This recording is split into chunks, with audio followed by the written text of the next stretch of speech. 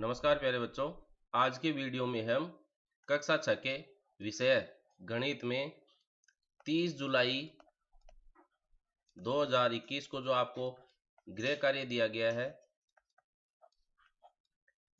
उसका टॉपिक है अपनी संख्याओं की जानकारी, जिसमें अंतर्राष्ट्रीय संख्यांकन पद्धति पर आधारित आपसे प्रश्न पूछे गए हैं। तो इसमें अपन एक एक करके सभी प्रश्नों के जवाब जानेंगे।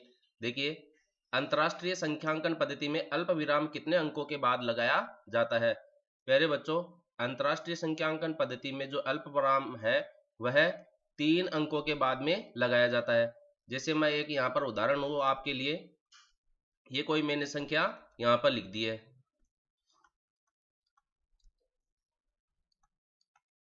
अब इस संख्या को अपने को अंतर्राष्ट्रीय संख्यांकन पद्धति में दर्शाने के लिए अल्प विराम लगाना है। अल्प विराम का मतलब जैसे अपन कोमा लगाते हैं, तो अपन दाहिनी तरफ से शुरू करते हैं और दाहिनी तरफ से शुरू करते हुए 3-3 अंकों के बाद में हम अल्प विराम का प्रयोग करेंगे। जैसे इधर से 1 2 3 यहाँ अल्प विराम लगा दिया, फिर 1 2 3, फिर यहाँ अल्प विराम लगा दिया, 1 2 3, फिर यहाँ अल्प विराम लगा दिया, और फिर 1 2 3। अब इसके आगे कुछ है नहीं तो अल्प विराम लगाने की आवश्यकता नहीं है। अब इस पर अपन थोड़ी सी यह चर्चा भी कर लेते हैं कि यह संख्या पढ़ने में कितनी आएगी। प्यारे बच्चों, भारतीय पद्धति में अपन जो संख्याएं पढ़ते हैं वह इकाई, दहाई, सैकड़ा, हजार, 10,000, लाख, 10 लाख, करोड़, 10 करोड़ इस तरीके से पढ़ते हैं। लेकिन अंतरराष्ट्रीय संख्यांकन पद्धति में इकाई, दहाई, सैकड़ा इन 3 स्थानों को अपन एक साथ पढ़ते हैं। फिर जो पहले अल्प विराम के बाद में संख्या आती है उस संख्या को अपन हजार के स्थान पर पढ़ते हैं, क्योंकि ये इकाई, दहाई, सैकड़ा और हजार के स्थान पर आ जाती है। तो हजार के स्थान पर इन तीनों अंकों को एक साथ पढ़ते हैं। उसके बाद में जो ये 3 अंक आ रहे हैं इनको हम अंतरराष्ट्रीय संख्यांकन पद्धति में मिलियन पढ़ते हैं। इसको हम मिलियन पढ़ते हैं और उसके बाद में जो 3 अंक आएंगे उसको हम बिलियन पढ़ते हैं। मिलियन, बिलियन, और उसके बाद में भी यदि कोई अंक आता है तो उसको हम ट्रिलियन पढ़ते हैं। तो हजार के बाद में मिलियन और मिलियन के बाद में बिलियन, तो ये संख्या आ रही है। तो इस संख्या को हम किस प्रकार से पढ़ेंगे? 321 बिलियन, 735 मिलियन, 638 हजार, 935। तो यह अंतरराष्ट्रीय संख्यांकन पद्धति में अपन ने संख्या पढ़ी है। अब आगे अगर हम बात करें तो देखिए 1 मिलियन में कितने लाख होते हैं। दूसरा क्वेश्चन आपसे 1 मिलियन में कितने लाख होते हैं ये पूछा गया है। प्यारे बच्चों, इसी क्वेश्चन पर अपन थोड़ा सा अगर गौर करें तो देखिएगा कि हजार के बाद में अपने पास मिलियन आया है और मिलियन में कितने अंक है? 3 अंक है, 1 2 और 3। तो ये जो पहला अंक है वह 5 मिलियन के रूप में, दूसरा अंक दहाई का होता है। दहाई में अपन जानते हैं एक दहाई में 10 होता है, तो यह 35 मिलियन हो जाता है।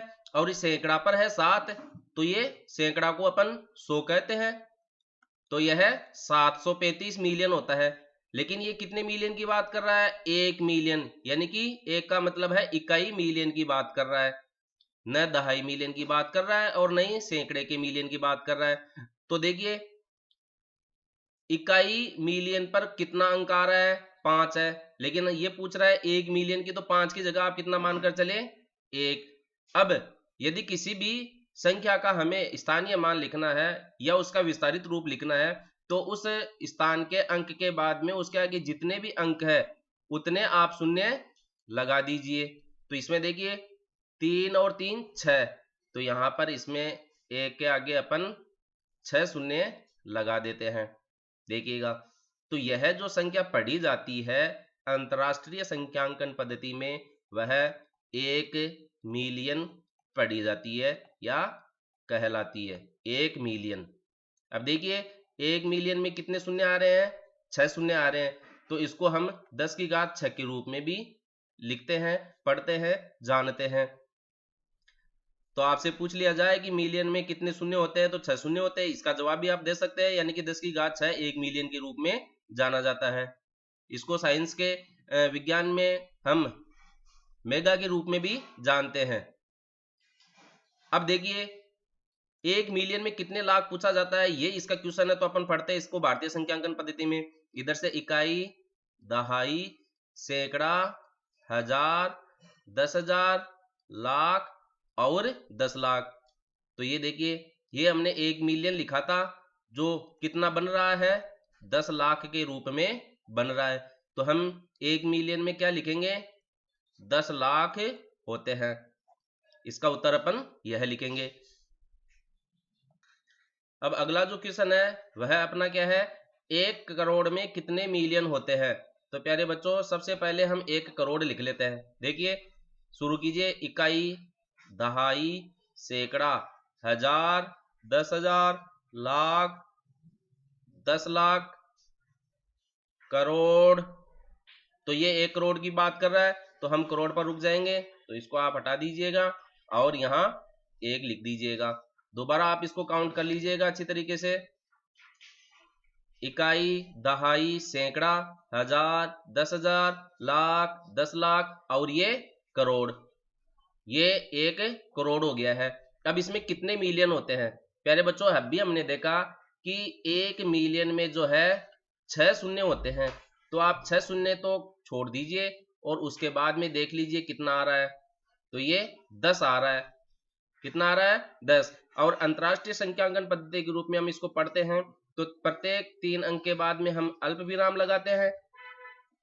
जो यहां पर है वह हजार के रूप में गिना जाता है, जितने भी अंक होते हैं। फिर मिलियन आता है, तो देखिए मिलियन के स्थान पर कितना है, 10 है। हजार पे 0 और इकाई, दहाई, सैकड़ा पे 0। तो 1 करोड़ में कितने मिलियन होते हैं, 1 करोड़। इसको हम लिखेंगे 10 मिलियन के बराबर। 1 करोड़ बराबर 10 मिलियन, यह इसका उत्तर हो गया है।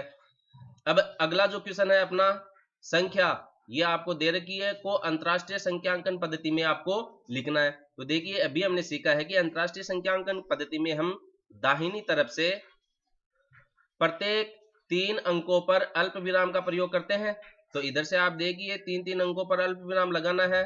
तो सबसे पहले तो 283 इधर से है, फिर आप अल्प विराम लगाइए। फिर ये 452 है, तो 452 लिख लीजिएगा और फिर अल्प विराम लगाइए।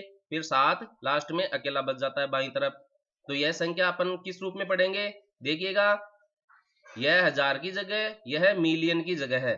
तो ये 7 मिलियन, इसको अगर शब्दों में आप लिखना चाहे तो 7 को और शब्दों में लिख लेना, 7 मिलियन 452,000, 452,000 और 283, ये हो गया आपका।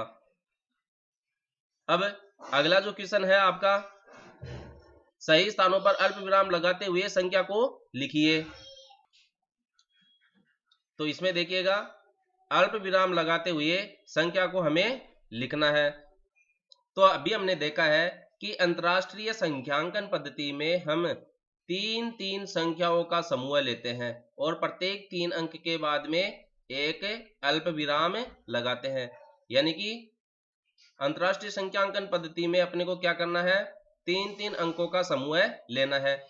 तो यह देखो इकाई, दहाई, सैकड़ा का समूह आ जाता है और यह हजार का समूह आ जाता है। हजार के बाद में क्या बोलते हैं अपन, यह मिलियन का समूह है आ जाता है, इसको अपन कहते हैं मिलियन। और फिर क्या आता है, बिलियन। ये बिलियन इसमें लिखा हुआ है इसलिए बिलियन तक का अपन समूह लेकर चलेंगे। तो यह है आपका बिलियन। तो देखिए बिलियन कितना है, 23 बिलियन है। तो आप 23 बिलियन लिख दीजिए। तीसरा अंक नहीं है इसमें, तो आप उसकी जगह 0 प्रयुक्त कर सकते हैं। और सबसे बाएं तरफ अगर 0 है तो उस 0 का कोई महत्व नहीं होता है। अब आगे देखिएगा मिलियन कितना है, 27। तो ये 27 तो मिलियन, लेकिन 3 अंक होते हैं और यहाँ केवल 2 ही अंक आ रहे हैं। तो अपन तीसरे स्थान पर बाएं तरफ से या दाहिनी तरफ बढ़ते हैं, तो अंत में या बाईं तरफ से पहले स्थान पर अगर अंक नहीं तो अपन यहाँ पर तीसरे स्थान पर शून्य लगाएंगे 27। 027 मिलियन। अब फिर है हजार के स्थान पर 423,000, तो यह 423,000 हो गया है। 423,000।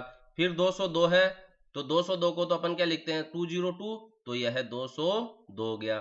तो यह अंकों में हमने अंतरराष्ट्रीय संख्यांकन पद्धति में लिख लिया है 23 बिलियन 27 मिलियन 423,202। तो इस प्रकार अंतरराष्ट्रीय संख्यांकन पद्धति के जो आपको अभ्यास प्रश्न दिए गए हैं, जो आपको गृह कार्य के रूप में करने हैं, उनके हल को हमने विस्तार से देखा है। आप इनको अपनी नोटबुक में लिखे, पेज पर लिखे। कोई समस्या आती है तो आप अपने सर से या मैडम से संपर्क करें और अपनी कंफ्यूजन को दूर करें। अभ्यास करते रहिएगा, किताब पढ़ते रहिएगा, नकल करते रहिएगा। धन्यवाद।